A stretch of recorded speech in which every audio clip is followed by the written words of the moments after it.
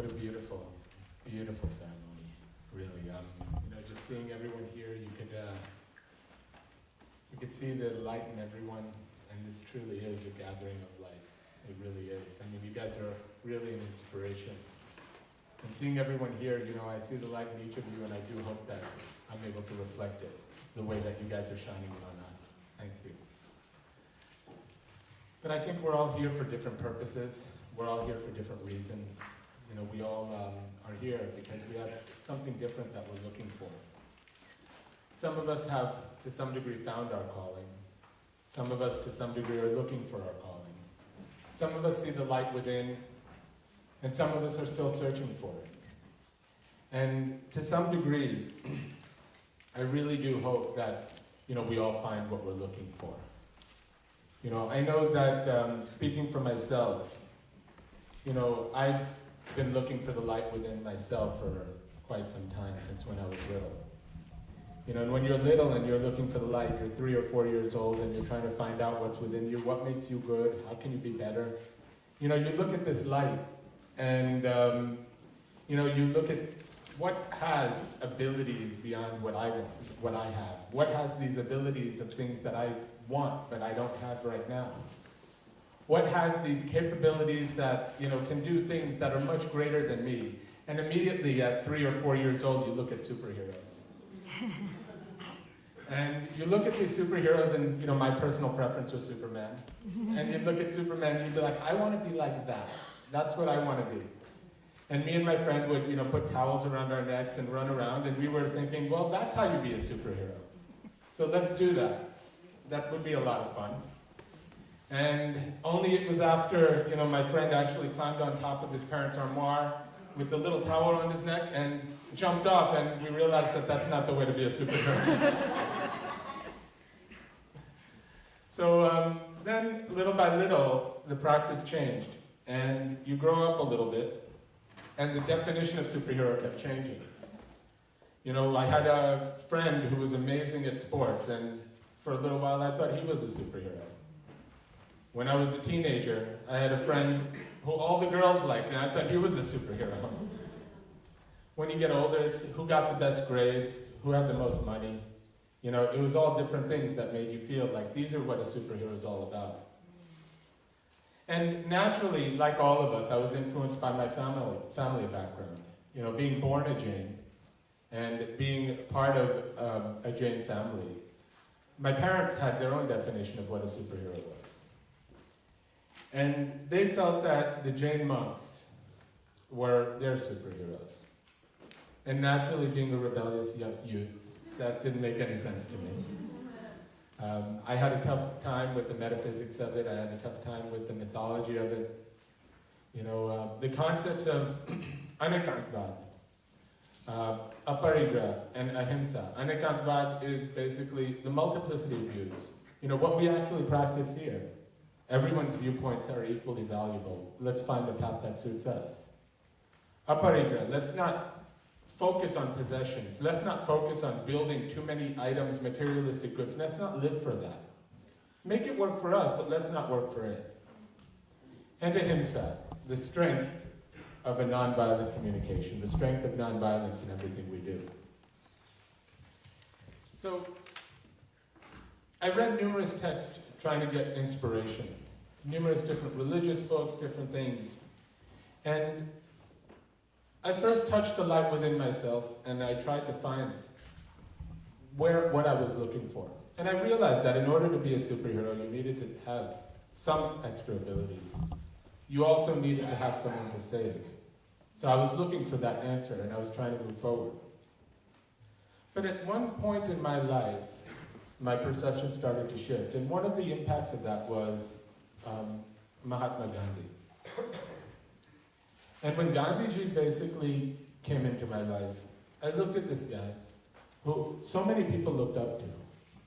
And he was the exact opposite from a physical perspective of what you would think of as a symbol of strength. He was a frail man. In most pictures, he was an older man.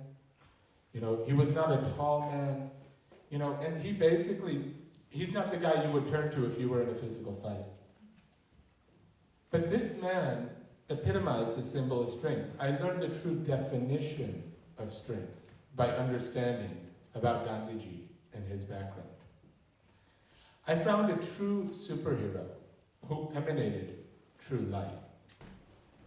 I found a superhero who represented the gathering of light and what we're all here about today. And he said, "My life is my message." He's preached simplicity in his possessions, which is essentially the concept of aparigraha. When he was asked to go to the United Kingdom and wear more formal attire, he said, "Well, they can change their attire, but I'm not changing mine." He preached the strength of nonviolence, which we all know became a foothold on the India's independence. And he was able to essentially fight the British Empire without lifting a sword, lifting a weapon, or lifting a gun. And he preached understanding not only of his Hindu brothers and sisters, but also of his Muslim brothers and sisters at a time when the country was divided, because he understood the concept of anekantva, multiplicity of views. There were so many different ways that people were divided, not only then, but now. And he said, we're all together, we're not separate. We're all just different paths. Once again, a representative of the gathering of light. His life truly was his message.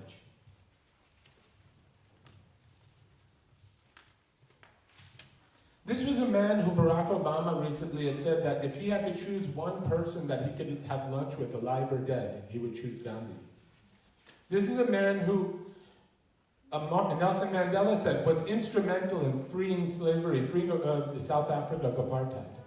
This is a man who influenced Martin Luther King, who influenced the Dalai Lama, His Holiness the Dalai Lama, and other world leaders, including our own, Arvind Paivora. So many influences have happened because of him. Even Einstein had said that generations to come, people will scarcely believe that a man like this existed in flesh and blood. They will not be able to believe that a man like this walked on the face of the earth. Einstein was essentially saying that he was a superhero. Because we would never believe that Superman walked on the earth. And in future generations, people won't believe that he will. But how was such a man created? What's the seed that gets planted in someone that they could achieve such greatness and live in a way that inspires people not only around him, but that passes the test of time, passes the test of geography, and influences people around the world? So to learn more, I wanted to know these answers because as a father, I wanted to say, how can I influence my kids this way? How can I make them better? And to learn more, I read his autobiography. And he wrote about his inspiration. And in particular, he mentions one man. And in this book, he wrote, "The world owes much to my name." These are Gandhiji's words. "The world owes much to my name, but for what I am, I owe much to his living company. In my moment of spiritual crisis, he was my refuge. The more I consider his life, his writings, the more I consider him to be the best Indian of his times. And the bedrock of his faith was unquestionably ahimsa, nonviolence." Who was this person? Who's this person that Gandhiji admired so much? It was a great saint that lived in the same times as Gandhiji did, named Srimad Raichandra. Gandhi dedicated an entire chapter on him, talking about the origins of aparigraha, anekantva, and ahimsa. And with that realization, with that learning, I came full circle in my path. I realized that the light that I was desperately looking for, when I would sit down at nights until 4 a.m. talking to my father about mythology of Jainism and arguing with him, The light that I was trying to find externally, going into different books, going to different places, trying to understand what was there, was always right under my nose. He was in my house. He was in my father's every word. He was in my early childhood teachings. I had only traveled all around the world to come home again. I found the inspiration by learning the story behind Gandhiji and how his seeds were planted. And I learned how to start a very small light within myself. So he helped me build a path within myself that started first with humanitarianism, and then later moved to, little by little, going deeper within my own spirituality. First shed the light externally, then little by little that light will get spread internally. So I started in a humanitarian effort working with people in India who were working and living on less than $1 a day. Worked with people, women, who were 16 to 18 years old, getting pregnant, who didn't know how to have good nutrition. They were pregnant without understanding how to take care of their own children. We were looking at these people. They were 77 pounds when they were pregnant, trying to have children, and really not understanding how to raise a family. The infant mortality rates in these parts of the countries were terrible. We ran a medical camp in parts of India. And we'd go to local villages and we'd tell them, how many people do you have sick? They said, we'd have 50. I said, bring them to the medical camp tomorrow. We'll be able to help them. So the next day, 5 people show up. And, the question was asked, why are only 5 people here? So first of all, they shuffle around and they look at each other, and none says anything. Then one of the guys steps up and he says, we're sorry, sir, but we only have 5 pairs of footwear in our entire village. Then we started working with one woman. She was pregnant. She was going out to the water well at 5:30 a.m. to get water for her kids. They didn't have enough money to build a well which had a high wall. And she fell in the well at 5:30 a.m. She broke many of the bones in her body. She miscarried. Somehow, some way, her husband brought her out and brought her to the hospital. The hospital operations and treatment would have cost, for us, not a significant amount, but for them it was hundreds of thousands of rupees, well beyond their means. Now this woman was going to be in the hospital for a few months. If it wasn't for the support that she was able to get through the people that were helping her, she would have had moneylenders in the local community crawling over her, charging her 100% interest rates, and this one incident would have ruined her life. She had 2 kids at home. Her husband could not afford to lose 1 day of work because otherwise they couldn't eat. There's people that we were aware of that for a small $200 procedure that was life-saving, the moneylenders charged them 100% interest per month. They ended up paying 200,000-300,000 rupees just to make sure that they were paying that back. My son got the opportunity to work with a girl. He was helping her, bring her into the school. No charge, just come on board. She was 14 years old and had at that age 4 abortions, all from her father. These are the situations that people are faced with overseas, and this is how we started understanding that these people need help. They need treatment. They need support. They need to not be taken advantage of. These are the people that we are actually dedicating our time to make sure we could support and help. And I started to realize that this is what's actually going to build the light inside of me. To be a superhero, you don't just need that ability. You don't just need that power. You need to try to make a difference. And you need to save someone. And we're in the position that we have that ability.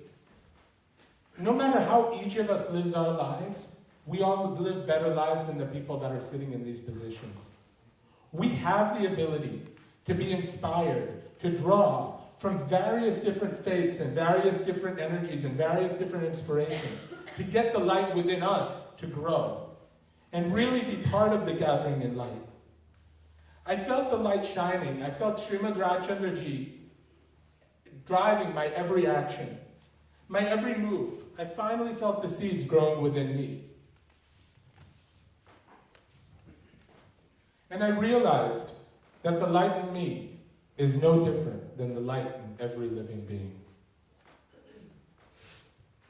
I look around and I see each of you. Everyone here is a beacon of light. This is a gathering of light. This is a gathering of superheroes. We do have the ability to make a difference. We live with the inspiration of Gandhiji. We live with the inspiration of Srimadji. We live with the inspirations that drives each of us individually. But let's take those inspirations and continue on the path to spread this light to others. In the honor of the relationship between Gandhiji and Srimadji, we're actually bringing a play that describes their relationship, Gandhi's Untold Story, to the US. And I would welcome each of you. The first play is going to come in Hindi, but onward it will be in English, and I would welcome each of you to come see it. Well, thank you.